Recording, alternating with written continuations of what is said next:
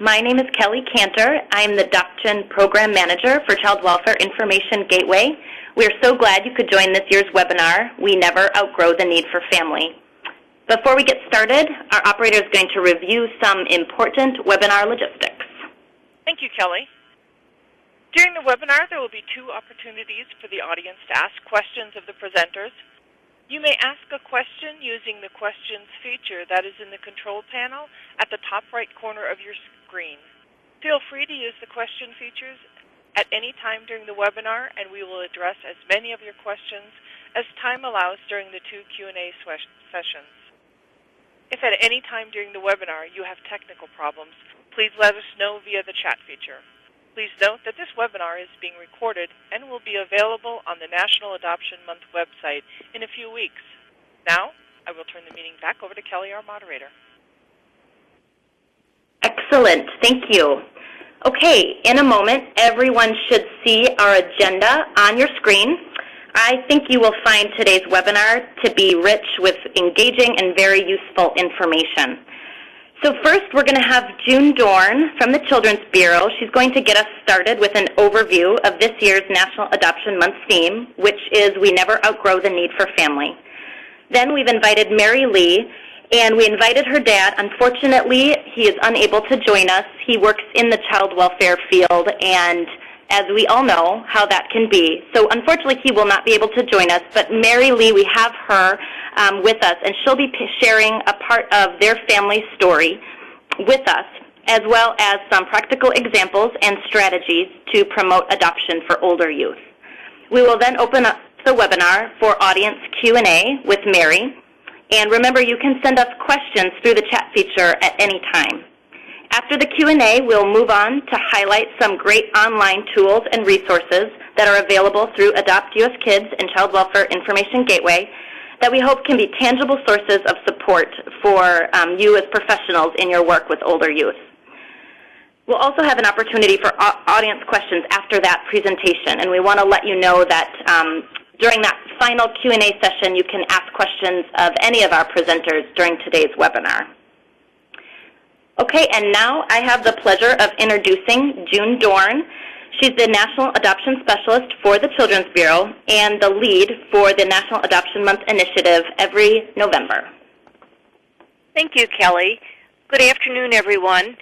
As Kelly said, I am the National Adoption Specialist with the Children's Bureau, and I would like to welcome everyone to the webinar today, which is intended to introduce you to various resources and tools available to you before and during National Adoption Month, and to announce our theme for 2015, which is We Never Outgrow the Need for Family.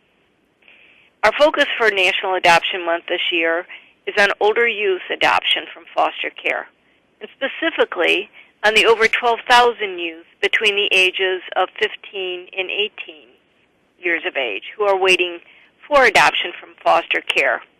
This figure is from September of 2014, according to our most recent FGARS report. Last year, nearly 23,000 youth emancipated from foster care without a planned permanency arrangement. This year, we want to challenge the myth that older youth cannot or do not want to be adopted. Older youth need the love and permanence of a family, and these lifelong connections are critical to ensure the stability and support they need as they transition to adulthood and throughout their entire lives. First, you will have the opportunity to hear the account of an older youth adoption story as Mary Lee shares her experience. Following Mary will be several informational insights that offer strategies to overcome common barriers to adoption for older youth. Thank you for taking the time to be with us today. And now I would like to introduce Mary Lee, who will share her story with you. Mary serves as the National YVLifeSet Coordinator for Youth Villages, a national children's services nonprofit that is headquartered in Memphis, Tennessee. At Youth Villages, Mary helped to establish the Youth Villages Scholars Program, which offers young adults additional support to meet their educational goals. One of Mary's greatest achievements was helping ensure foster youth adopted from state custody would not have to choose between being adopted by a forever family and pursuing higher education like she did. Her story inspired the Fostering Adoption to Further Student Achievement Act, which was nicknamed the Mary Lee Act. Mary was recently honored by the White House as a foster care champion of change for making a difference in her community. She is a graduate of Austin Peay State University and the Cecil C. Humphreys School of Law at the University of Memphis. Mary, thank you for joining us today. Thank you, June, so much. And thank you, everyone, for joining us and for giving me the opportunity to share my adoption story. So on the first slide, you'll actually see a couple of pictures of me. The first one, I'm a child, a baby. The second one, I'm probably in 3rd or 4th grade. And I am fortunate enough to have these photos because my maternal grandmother kept them for me. But one of the things that happens to many of our foster youth is that they lose these prized possessions as they move home to home. So I wanted to share the photos just so you could kind of put a face with the name. So as you hear my voice and hear my story, you can kind of see and watch it evolve on your screen. I entered foster care at the age of 12 due to abuse and neglect. It was very challenging for me, just the whole being taken from my family, even though it wasn't a very safe or stable situation. Just that whole transition and that whole experience of packing my belongings in trash bag, going into my foster home, and I still remember the moment that I walked in, and my foster family was a blended family. So both of the parents had been previously married and had children of their own. So I remember walking into a living room, and there were about 10 people sitting on the couch, and I just had this moment of just being so overwhelmed and feeling so out of place. So I would definitely encourage you as you prepare foster parents or potential adoptive parents for welcoming a new child into their home to kind of take a step back and think about what it feels like for the child and to walk a day in their shoes. And, I think anyone would have that same natural reaction if you walked into a room and there were 10 different people and they're all staring at you, that feeling of being overwhelmed and out of place. I was very fortunate that even though I was a preteen, that I was placed in a foster home. I do know that a lot of our teens and older youth actually end up in group homes or congregate care. So I felt very lucky and fortunate to have been in a home. However, it wasn't my birth home. It wasn't, with my natural family. So I did feel out of place. One of the things that happened to me within the first day was in my biological home, whenever you were hungry, you just went to the fridge and got food or went to the pantry. You just ate. Well, I thought that, all homes were like that because I'd never experienced anything different. But when I went to the fridge at my foster parents' house, they informed me that that was not the rule in their house, that you actually had to ask for food. And as you can imagine, I was totally mortified and completely embarrassed, and had this natural reaction just to close up and shut down and, go in my room and just hide away from everyone.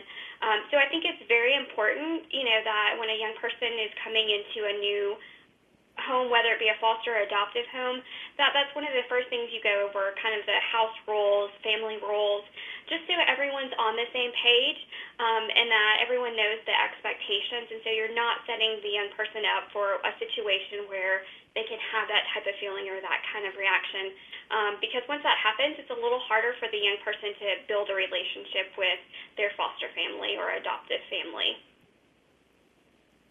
I did stay in care, and I did pretty well. So for me, even during my childhood, I had always excelled at school. School was my safe haven. It's where I could go and completely forget about what was going on in my home life. I could just be Mary. It was a place where I got praise and affirmation for getting good grades, for being engaged, for volunteering for things. To me, it just was a place where I excelled and felt safe. And that even continued on when I was in foster care, and probably even more so because I wasn't really sure of my path, but I was sure of my schooling and knowing that I needed an education in order to be successful one day. So I continued in school, and like all foster children, I had judicial reviews annually. And so when I was 16, I went before the judge, and I was from a very small town, so the judge, had seen me multiple years, knew my name, and he said, Mary, what do you want for your life? He's like, I see you're doing great in school, you're doing great in your foster home. What do you want for your life? And I said, well, I want what everyone wants. I want a family. I want a forever family. So he turned to the people who were in suits, which I now know were guardian ad litem, CASA worker, staff person, the staff attorney for the Department of Children's Services, and said, let's PPR. So that's termination of parental rights. So at 16, I went up for adoption. Surprisingly, people were very negative. They told me, you're basically unadoptable. You're too old. No one's going to want to adopt you. Everyone thinks teenagers are set in their ways. You're so close to turning 18. Why don't you just wait and age out of foster care? Why would you put yourself out there for the chance of rejection? And for me, it was about thinking about the rest of my life. Well, I didn't have what I had desired, which was a family throughout my childhood.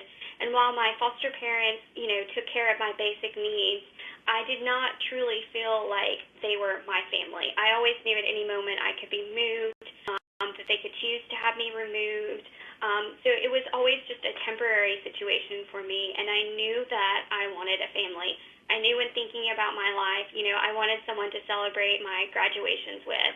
I wanted someone who I went, a place to come home to during college break, a dad to walk me down the aisle, grandparents for my children one day, and to me, all of that was what was truly important to me, and I knew that I had to take the risk and take the chance and go up for adoption, even though I was technically unadoptable because of my age.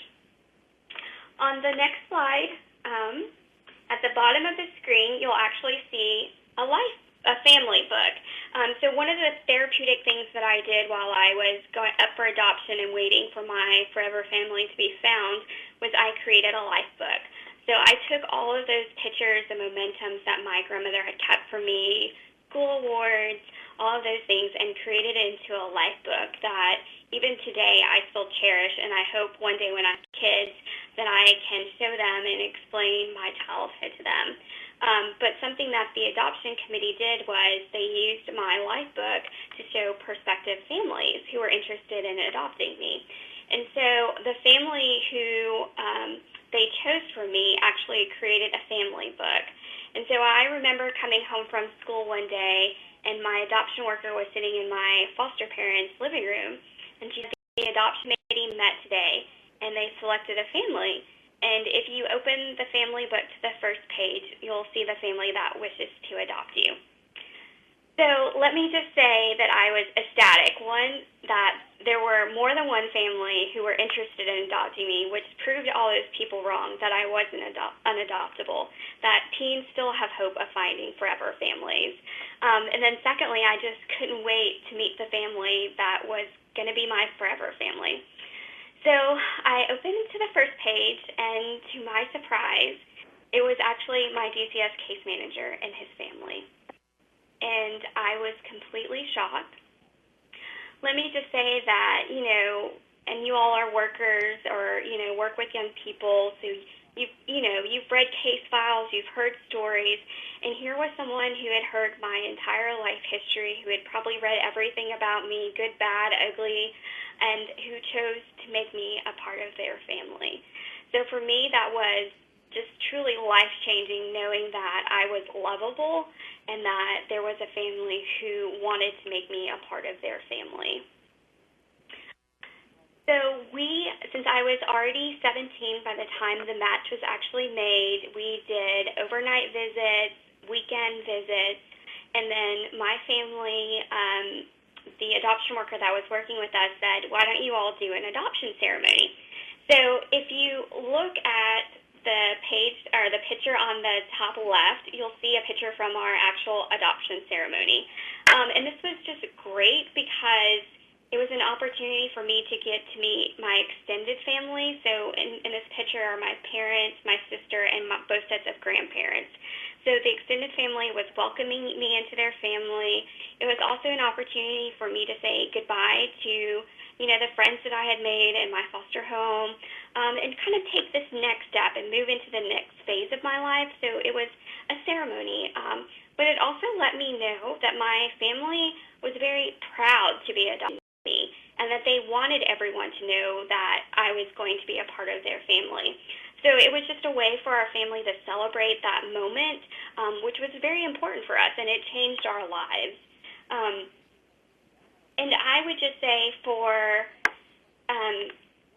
the caseworkers out there, one of the things, I'd wish I had been adopted earlier, sooner than I was.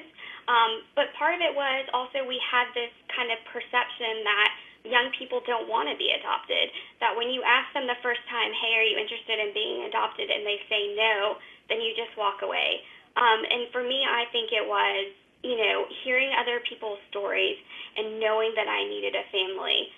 So I would just encourage you to be open and talk to young people. And maybe it's not saying, do you want to be adopted? Maybe it's saying, do you want a forever family? Do you want a family? Or who do you envision being the grandparents for your kids one day? So just having an open and honest relationship with them, and helping them realize some of those things in life events that occur after our childhood. I think sometimes we're so overwhelmed by in the moment of things, especially foster children, because there's so many things that they're dealing with and so much trauma and just, constantly people telling them, do this, do that. And sometimes they just need to have it explained to them in a different perspective and help them see the bigger picture. So I would just encourage you to just have that type of conversation with them. And then also, when you're out there recruiting adoptive families, I think it's great to help them remember that in their own lives that they still need families today, and help them understand that just because you adopt an older child, they're not just your child until you're 18. My dad would tell you, I'm 34 years old, and he would say I am as much his daughter now than I ever was. And we are still very close and have a relationship. And that's really important for people to understand, is that family is long-term. It's the rest of your life, and you truly never outgrow that need for a family. If you look at the next slide, you'll actually see a picture of my parents and my sister and me at graduation, high school graduation. And on the picture on the right is of me and my sister, Beth. I was 17 when I moved in with my family, and Beth was 6 years old. So as you can imagine, it was a little challenging. And one of my favorite stories to hear my dad tell is about sibling rivalry. And he will tell you, when we first moved in, my sister was kind of treating me like a guest. She didn't want to make me mad. She was doing all these really sweet and nice things for me. And then one day he just looked up and we were having a sibling fight. I don't even know what we were arguing about, but I remember him telling me afterwards, he's like, that's how I knew she had accepted you as her sister. You are no longer a guest, you were just her sister.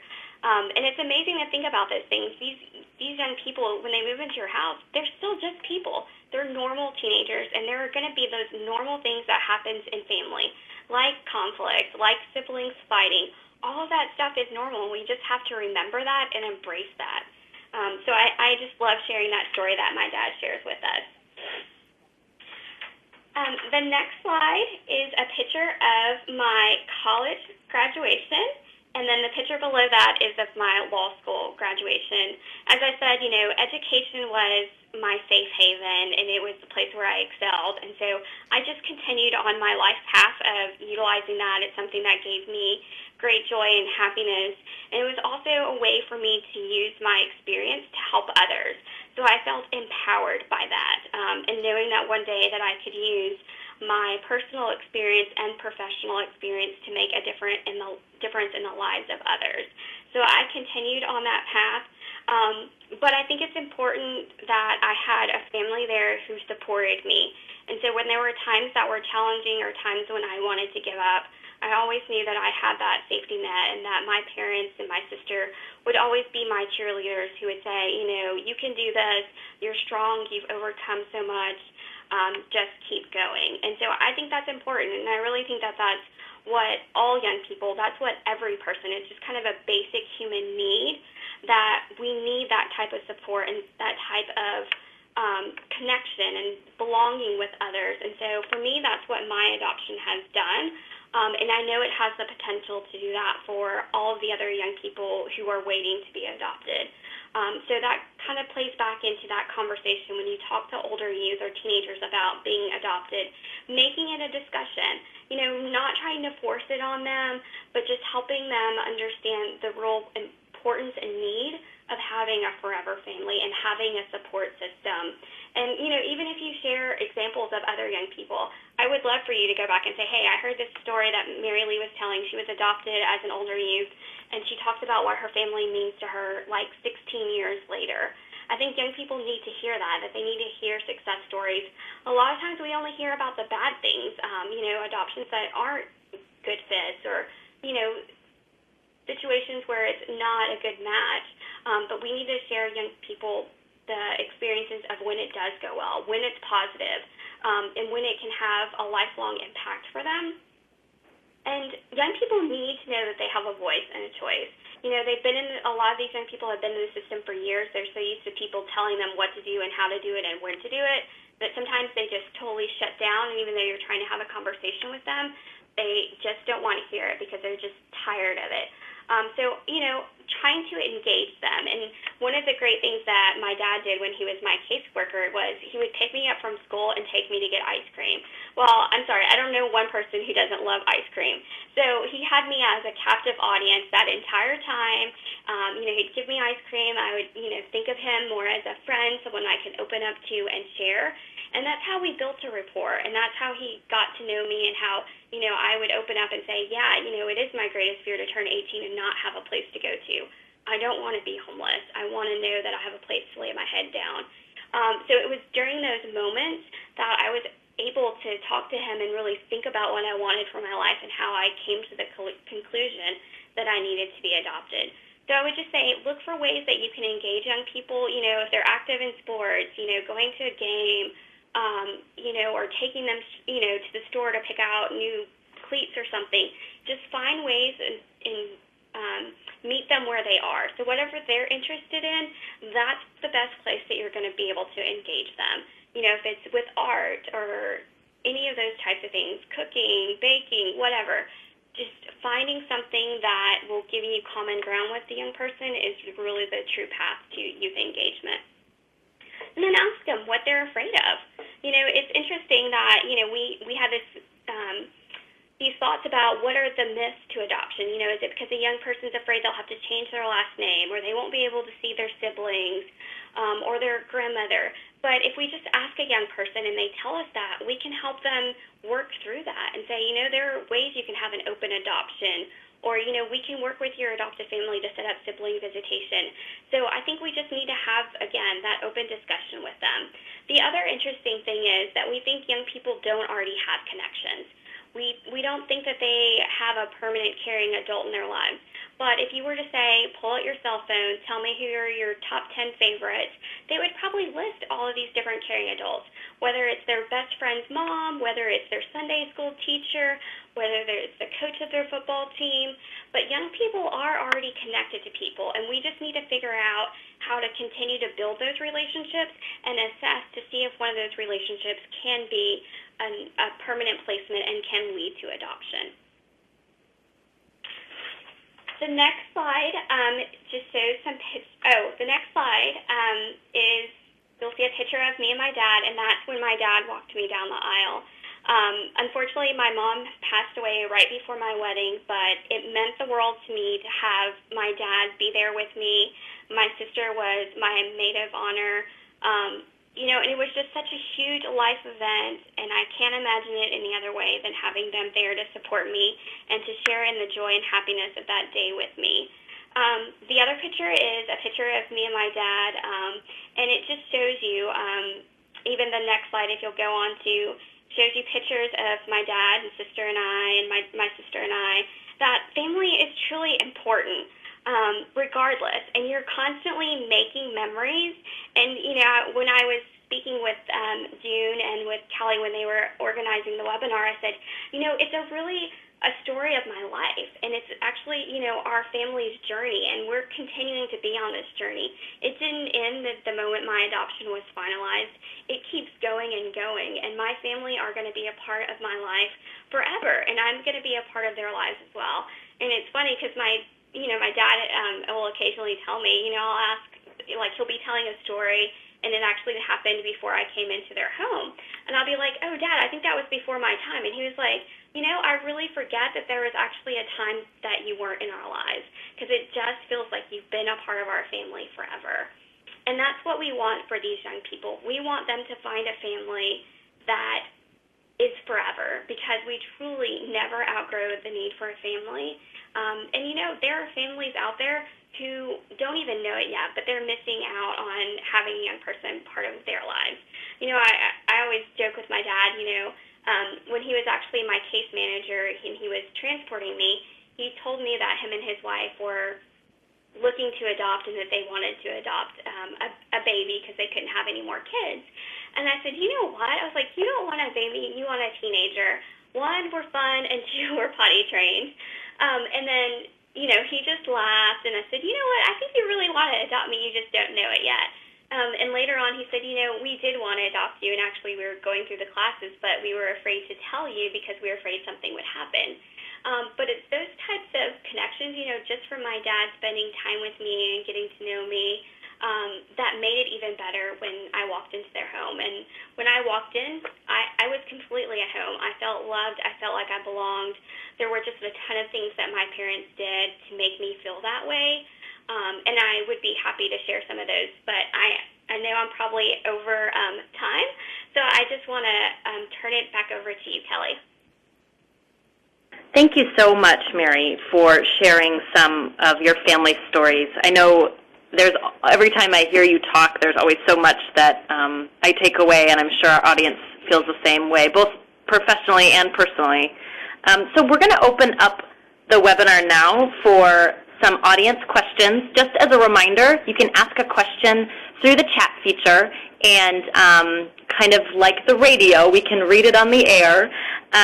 But we have a few that I wanted to ask you, Mary, if you don't mind. I was actually going to ask if you could speak to many of the folks on the phone are child welfare and adoption professionals in the field, and working with prospective adoptive families. I'm wondering if there's, if you want to share some of the things that your family did to help you feel immediately at home, so that those can be ways that perhaps as professionals we can encourage prospective adoptive families who may be considering adopting an older youth but have some reservations. If you could perhaps speak to some of the ways that you would recommend professionals address some of those things.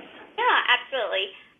So while my family and I were on trial visits, the first day I met my sister, my parents took us to dinner, and they gave me a gift. And I'm a huge Mickey Mouse fan, and so when I actually opened the gift, it was a Mickey Mouse keychain with the key to the house. And it had a note inside that said, "You'll forever have a home to come to." And so I was in the middle of the restaurant, and I started tearing up because I had never really had a key to my foster parents' house because it wasn't my home. So here I was, they were telling me that I, one, had a physical home, and then two, them doing that symbolized that I would always have a place to come to regardless of where they lived. So that's one thing that just really stood out to me and that I still cherish today. I still have the keychain and key, even though they have moved to a different house. And then the second thing they did, and I think a lot of times we take this for granted, and not saying that every adoptive family has to have money or anything like that, but I had my own spot, like at my adoptive family's house. When I walked in, I had my own bed. I had my place to put my clothes and my belongings, and that was really important to me, and that they respected my privacy. And it was probably about 3 weeks after I moved in with them, I was gone on a trip over the weekend, and when I came home, they had painted the room my favorite color. So that was their way of like telling me that I was important to them, that they wanted to make me feel at ease and comfortable in the home, and that it was my room. And that just really meant a lot to me. For me, it was a lot of the little things, just meaningful things. And it's kind of hard to explain, but when you think about your family or your significant other in ways that you show love, it's those types of things. Whether it's a note in your lunch bag or a text message, or just calling to check in and saying, hey, how you doing? Are you okay? Like, those types of things are so impactful and so meaningful in building relationships, especially with young people. And they may look annoyed when you're doing it, might roll their eyes, when you're giving them a hug or doing something nice for them. But on the inside, it is truly impacting them and making a difference, and it's going to allow them to trust and open up to their family. Thanks, Mary. We did have a question from an audience member. I think these are two different questions, but I'm going to combine them. They wondered if you were in the same foster home from the age of 12 to the age of 16. And then to follow up with that, and I know that we spoke about this, wanting to know if it was primarily other youth who were negative about adoption for a 16-year-old, or if professionals were also, you received negative feedback from professionals as well. So I was in the same foster home.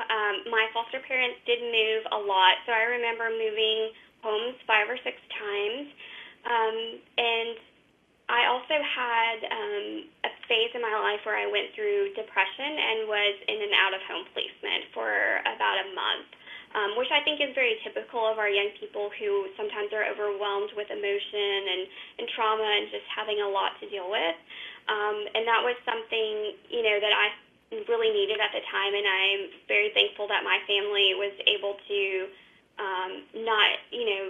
were able to accept that when they decided to take me into their home, is that, there were a lot of life experience that I had before that impacted who I was, but it didn't mean that I was flawed or that I was broken in any way.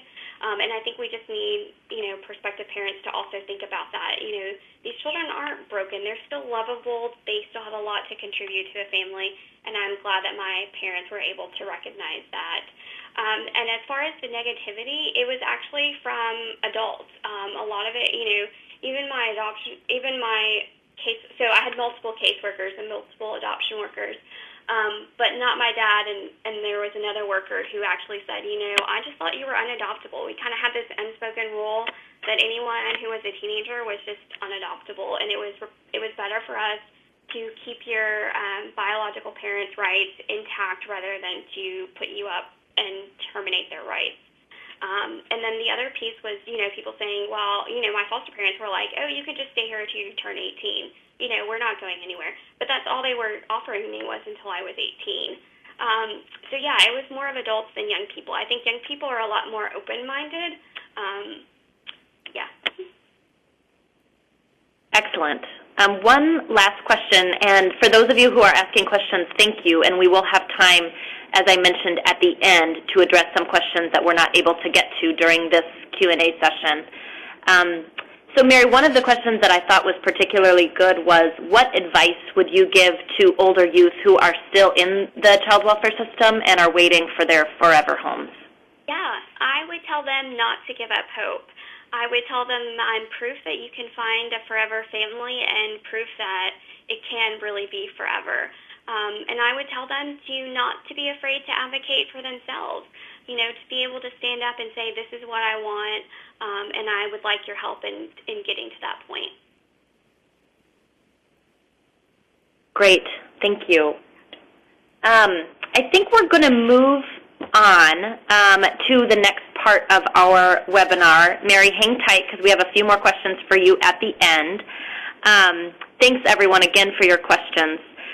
So next, we're going to be highlighting some very useful tools and resources online that are available to support child welfare professionals in their work with older youth.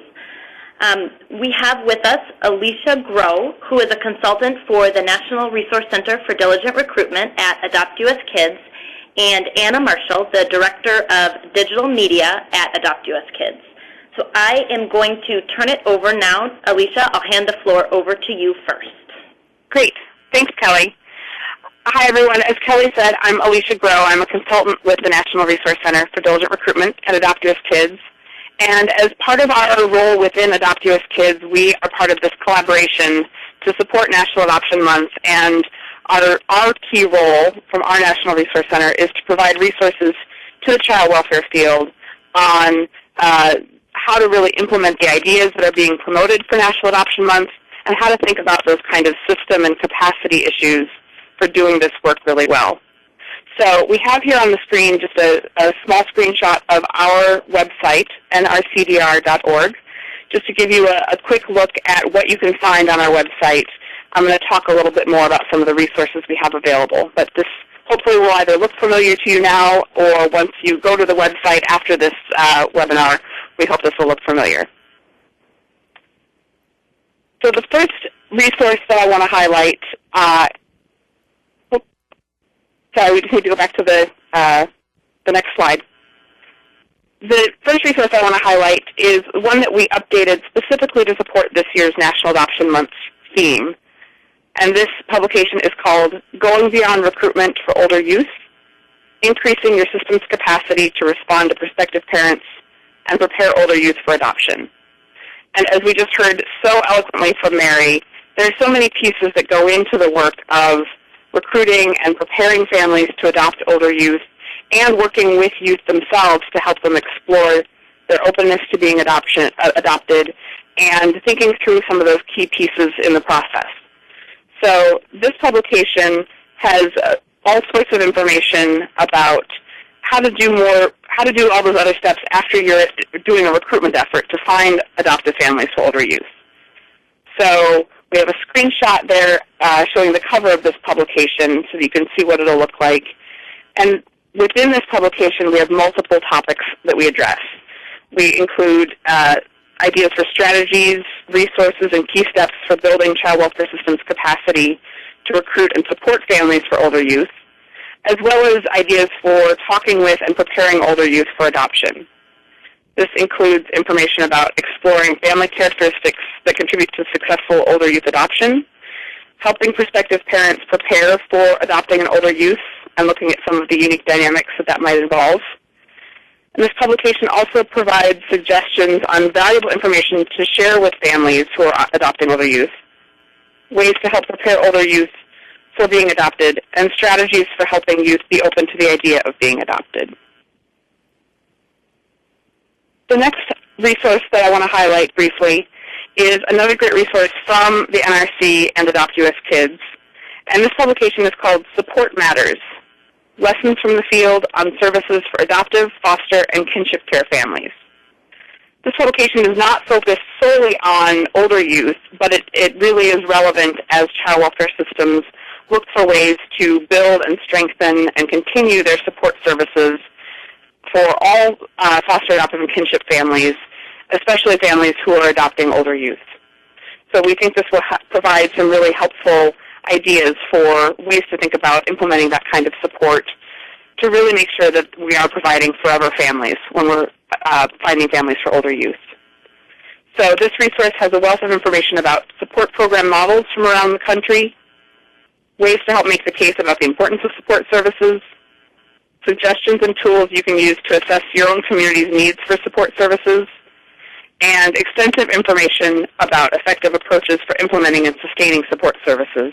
Also included is information on how support services can help with the recruitment of families, as well as 17 evidence-based or evidence-informed therapeutic services. And we do have a picture of the cover of this publication on the slide as well, so you can see what that will look like. This is a lengthy publication, and we believe that it is incredibly valuable with the information that's included, and our National Resource Center is available to help public child welfare systems think through how to put this information to use in your own system and in your community. Finally, I just want to highlight that we do have a number of other resources available from the National Resource Center for Diligent Recruitment at AdoptUSKids. So again, we're showing you a screenshot of our website here, nrcdr.org. And we have ideas from the field from multiple child welfare systems, strategies and other tips for how to recruit, develop, and support foster, adoptive, and kinship families.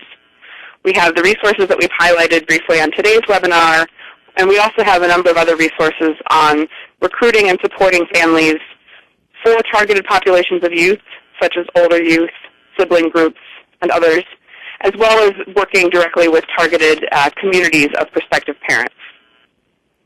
So with that brief overview, now I'll hand it over to Anna Marshall, my colleague at AdoptUSKids. She's the Director of Digital Media, and she'll get to tell you about some other great resources and tools available from AdoptUSKids. Anna?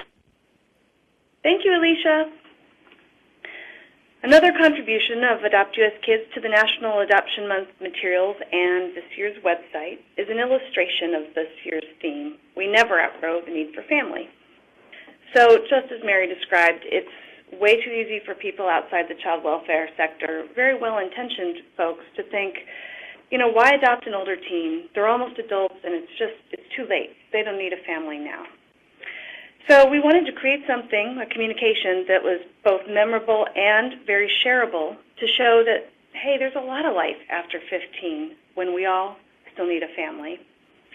On your screen now, you're seeing the illustration. We decided to use a scrapbook or memory book look and feel to draw families in. I'll just step through this. We never outgrow the need for family. Children need love and encouragement throughout their lives. A series of images appear on screen. And the illustration, provides some examples. Teach her how to drive. An image of a teenage girl smiling while driving a car.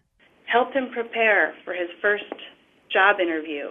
An image of a woman helping to tie a young man's tie. Remind her that she's beautiful, even on bad days. An image of a young girl sitting on her bed looking sad. Celebrate various achievements. An image of a basketball team lifting a basketball in the air. And, comfort. Comfort, we all need comfort when we're down.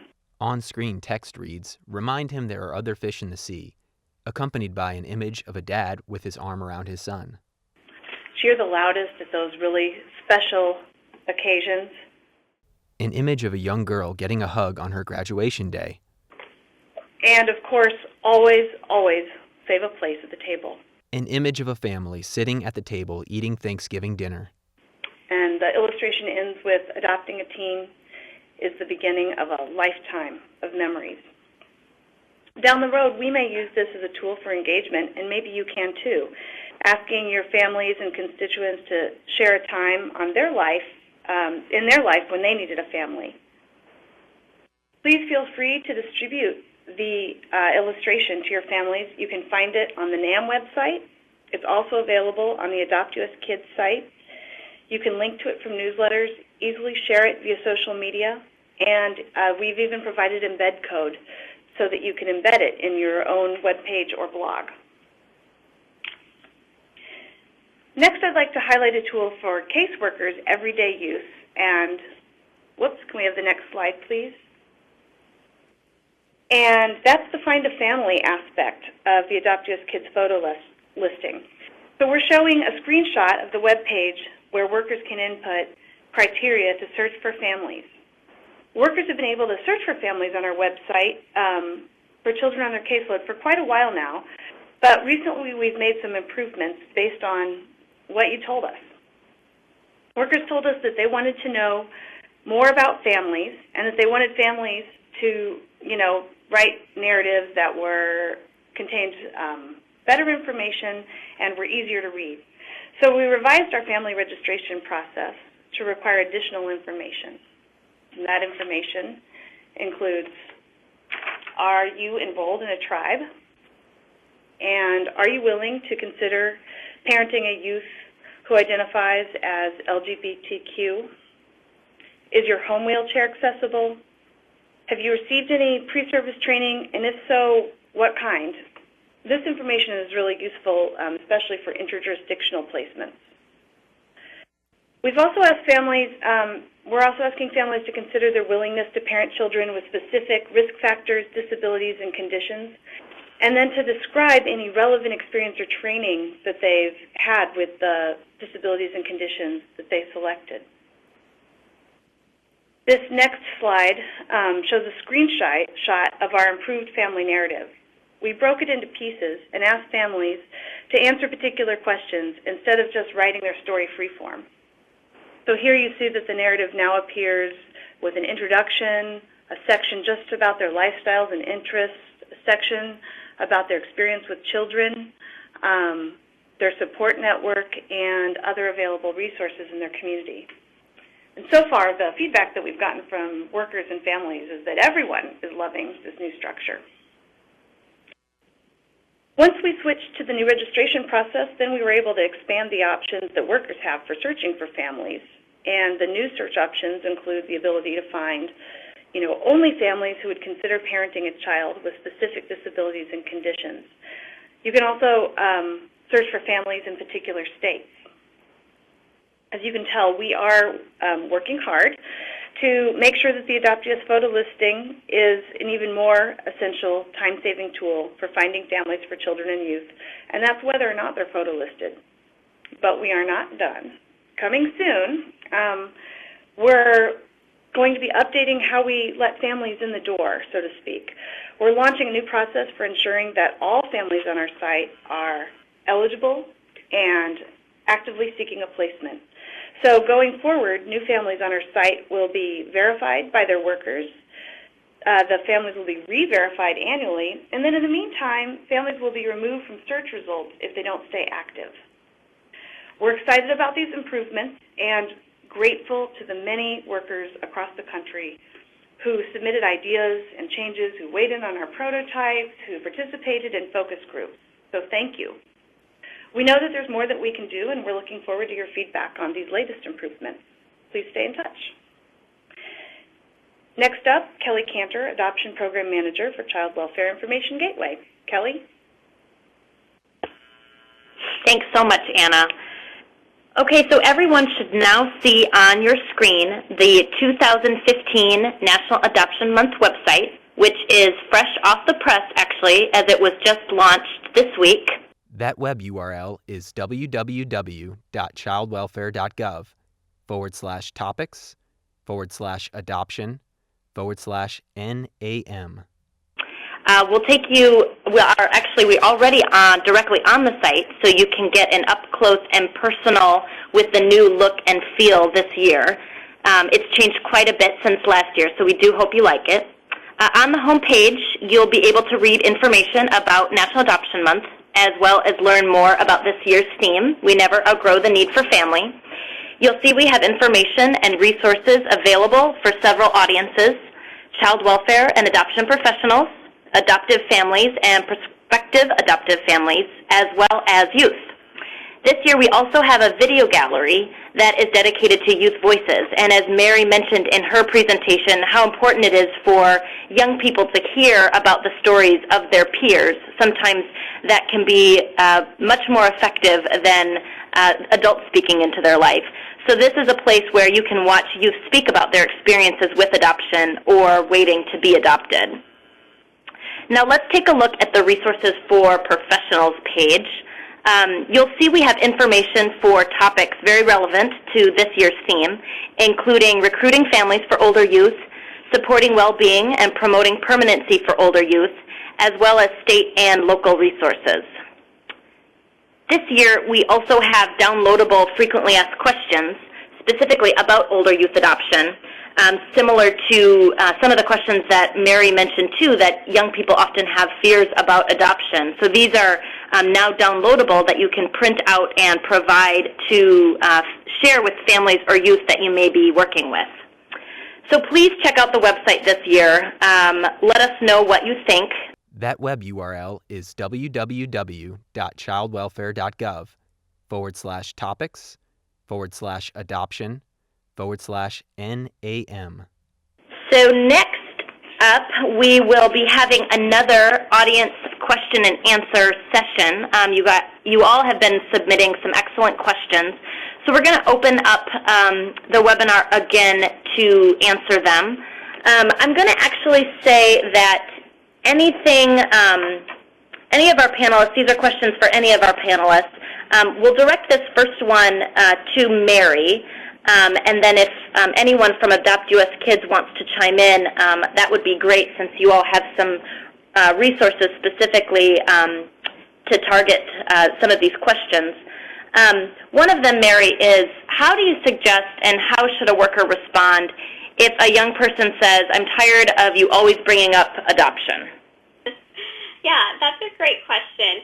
I think I would probably try to answer it with a sense of humor and explain to the young person, you know, just like I ask you how school's doing or how are you doing overall with your health or any of those things, that permanency is just as important as any of those things, and that's why I'm going to continue to ask, because I care about you and I care about your future.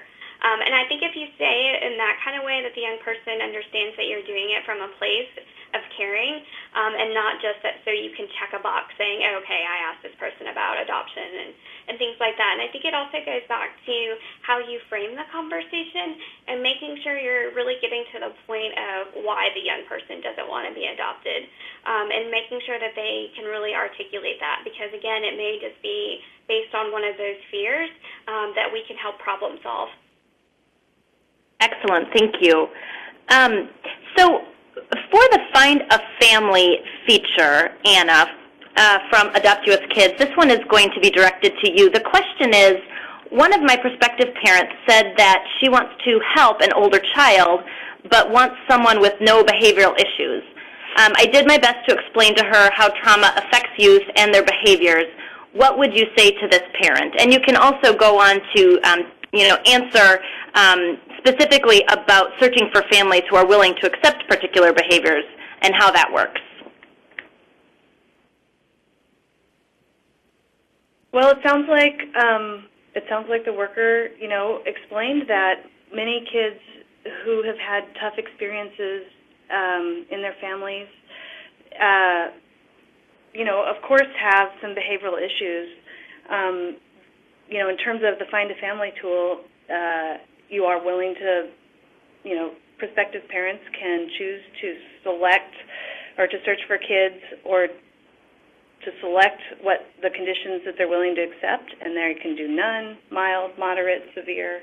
So I would just, my advice would be to keep talking to that prospective parent and to help her understand that kids have issues like all of us, and they can thrive. And Kelly, this is Alicia from the NRC. I would just add one of the things that we have seen be helpful in multiple child welfare systems in terms of helping prospective parents understand the needs of older youth is engaging youth in orientation sessions or other informational activities, if possible, and certainly working with youth to prepare them for that. But youth are often interested in telling their story, and they can put a human face on what teens in foster care are like. And sometimes those discussions, like we heard from Mary, can be really honest and open and saying, I'm facing challenges, I have these fears, I struggle with these things, or they can explain, I have these behaviors, and some of those behaviors may be because I'm testing situations, or I'm trying to feel out the boundaries, or I'm checking to see if adults will actually stay in my life. So engaging youth in some of those information sessions can help increase the awareness of prospective parents about who teens in foster care really are, what their behaviors are, and it can demystify some of those perceptions and help break down some of those myths. But it can also help prospective parents really gauge what is a good fit for them. And so if they have a better understanding of what is needed to be an effective and available parent for various kinds of children and youth, they can then do that self-assessment based on more realistic information, maybe than just what they're reading on paper or what they might be expecting. Excellent. Thanks for that. For AdoptUSKids, a question directed to you both is, can any adoption recruiter get a login for AdoptUSKids, or is it for adoption workers only?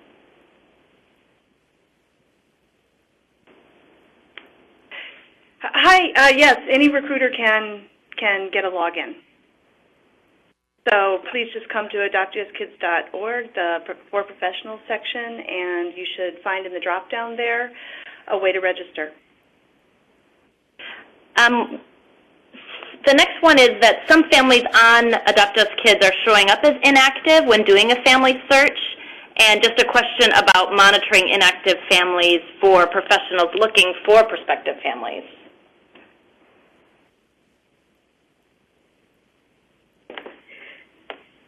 So the only time you will see a family that has an inactive status is if you're looking for a specific family, or if you're looking at the inquiry history of a child. Currently, families become inactive if their information hasn't been updated in the last 6 months. But if you're doing a search for a family, you'll never see an inactive family while you're doing an active search. So it's only if you're looking for a specific family and they happen to become inactive, recently, you'll see them. Or again, if you're looking at inquiry history of a child and looking at a family that way, then you'll see that they have since become inactive since they made the inquiry. So when they become inactive, we do ask the family to update their profile, and when they do that, they'll become available again.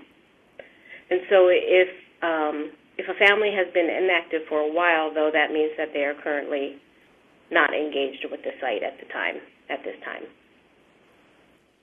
Does that help? That's excellent. Yeah, I think so. And we can always, we're monitoring the questions, so in case there is any need for clarification. One final question, perhaps for Mary, would be,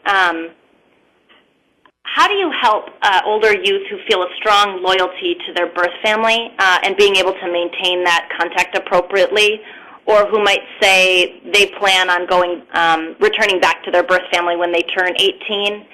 Would you have any insight into or how to speak to that situation, Mary? Yeah, absolutely. I actually still have contact with my birth family. So one of the things that my parents and I talked about when we were doing the visitation and when I first moved in was, what type of relationship I wanted to continue with my birth family. And I think since my dad had this case manager background, he understood the need and the importance for me to know where I came from, to know some of that family history.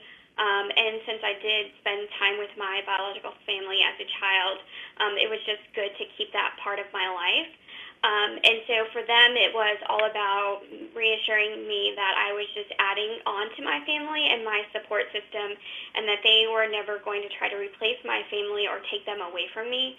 I actually even joke I was very close with my maternal grandmother, the same grandmother that saved all these baby pictures and mementos for me. And so when they adopted me, they adopted her too. And when I was in college, they would go check on her and take her groceries and things like that, which was important to me. So for them, it was about making sure that the relationships I had with my bio family were safe, and that I had boundaries in case they ever became unsafe.